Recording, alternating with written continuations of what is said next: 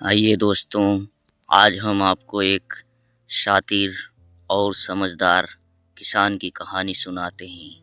दोस्तों, वह किसान अपनी पत्नी के साथ अपने घर में सो रहा था।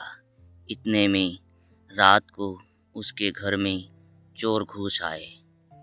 उसने देखा कि अपने घर में चोर घुस आए, अगर हम बोलेंगे तो चोर हमें मार देगा। उसने अपने पत्नी को जगाया और बोला कि जैसा मैं बोलूं वैसा तुम करो। पत्नी बोली कि क्या करना होगा।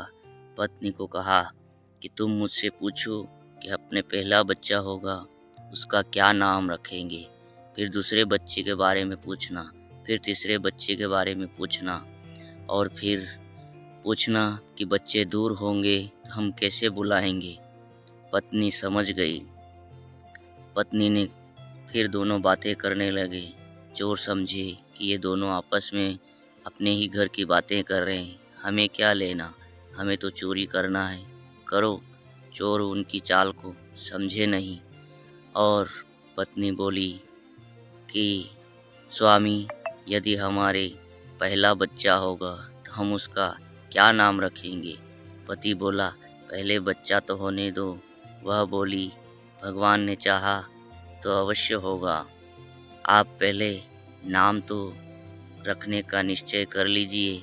पति बोला कि यदि हमारे पहला बच्चा होगा तो हम उसका नाम धन्नालाल रखेंगे। फिर पत्नी बोली यदि दूसरा बच्चा हुआ तो। फिर पति बोला कि अगर दूसरा बच्चा होगा तो हम उसका नाम पन्नालाल रखेंगे। फिर पत्नी बोली कि यदि तीसरा बच्चा हुआ तो।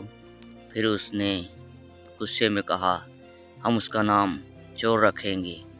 पत्नी बोली कि यदि हमारे बच्चे कहीं दूर खेलते होंगे या हमें कुछ काम होगा हम उससे बुलाएंगे, कैसे बुलाएंगे।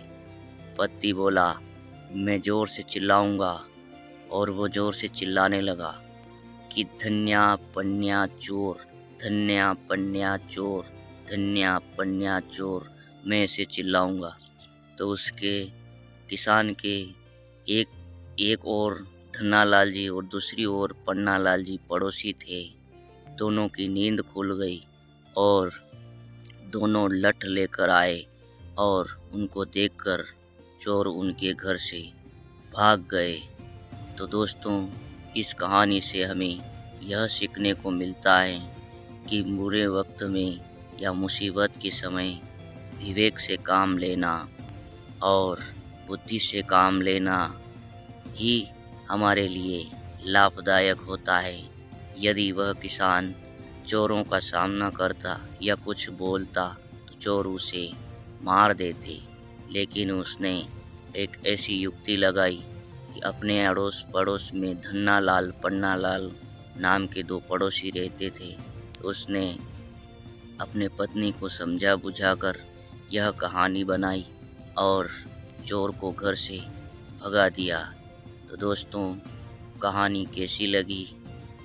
अच्छी लगी हो तो लाइक सब्सक्राइब करें और वीडियो को शेयर करें। जय श्री श्याम।